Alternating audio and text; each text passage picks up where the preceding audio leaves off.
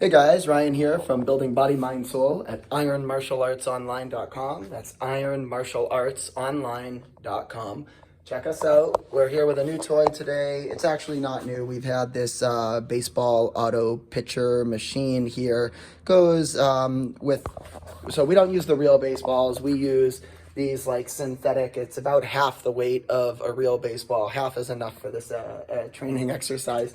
Half is more than enough to be scary. Going around, for what we said, 80 miles an hour. And it's a cool thing we do with our students. A couple quick safety disclaimers, liability, all that. These things are not so made for martial arts, and when we use the professional chest guards, that's just to protect the heart, because you would never want to get hit in the heart, just like in a real baseball game with a line drive baseball to your heart. That's why they wear pads and protection, because that's it's rare but real cardiac risk. Don't have throat guard, but for our students, we make sure they're doing chin to chest like this. This is also for long time experienced adult students. This is not like a beginner thing. We do it with open hand technique. We'll talk about that. We always have eye protection, some professional eye guard, because you could get a globe rupture. And of course, we have a cup for the groin. So, and none of this is to be replicated. This is just our own weird internal training thing. And I should mention, this does not carry over to good sparring techniques. So you have these baseball things flying, we're going to be about maybe within 20 feet of the machine, which is not much for 80 miles an hour. But also 70 to 80 miles an hour. And the average punch only goes about 30 miles an hour, topping out. I think you can fact check me on that. I think it tops out around 30, 35. So 70 to 80 you have excellent reaction. But the thing is, it's not really doing multiple strikes, right? It'll auto pitch a few in a row slowly, but it's not the same, obviously, as, 10 different real fast strike combos. So nobody needs to comment on that. We're well aware of that. Don't waste your breath. And also, it's the fact that it's coming in one linear direction, So this is not, a machine that moves around or whatever very quickly and very agile. It's one linear plane, although from the force of it going so fast, it still moves around a little bit, the ball, when it comes out. But none of this should be tried at home, right? And so it's just a training exercise. It's unique. I think it's fun. We make it safe with the proper gear. And that's about that.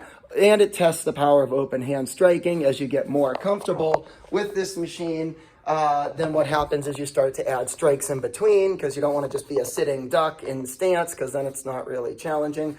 But it makes you really anticipate, because while you're striking and doing combos, or if you practice with multiple strikers in different angles and that's coming, it's a very daunting thing. So let's go ahead and and just remember, when you're doing open hand with any kind of training, this exercise training today really shows why the hands stay curled and why the thumb stays glued, because you will break your fingers. Even these half-weight baseballs, practice balls going at 70 to 80 miles an hour is more than enough to break the fingers.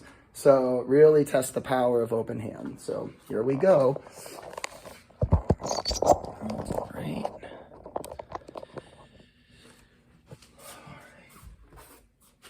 And of course, eye protection, safety first. All right. Let's see how this goes. We'll get her turned on.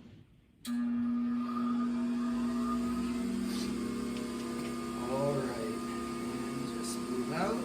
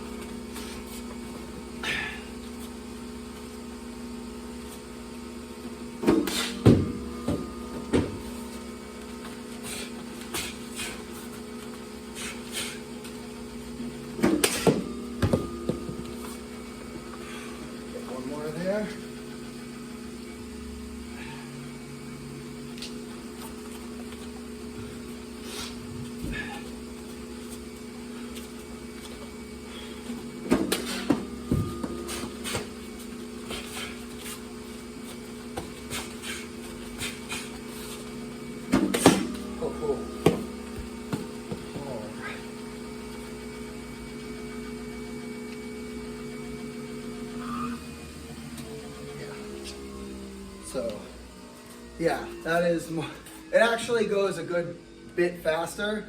Not me, not today. Maybe one of my other students, long-time trainers, they can try it, but nope.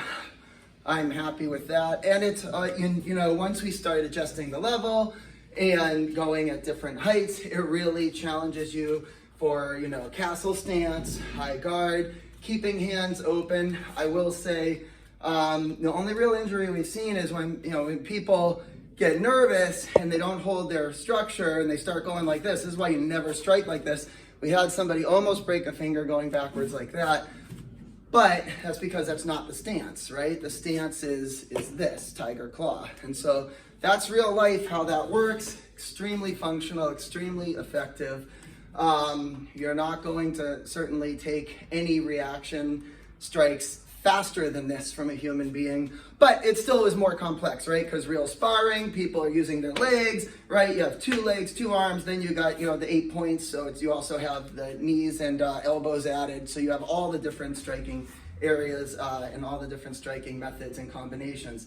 So this is not the end-all be-all of everything. It's one unique kind of quirky training tactic and strategy, and it's cool.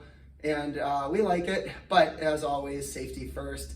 And none of this is meant to be used like this because it is highly dangerous to try on your own. Nobody should be doing this, you know, on your own. But there is one way to kind of evaluate the efficacy of open hand striking, and then you can, you know, there's a lot more you can add to this to make it more complex. But for this video today, that's good enough. We'll see you next time.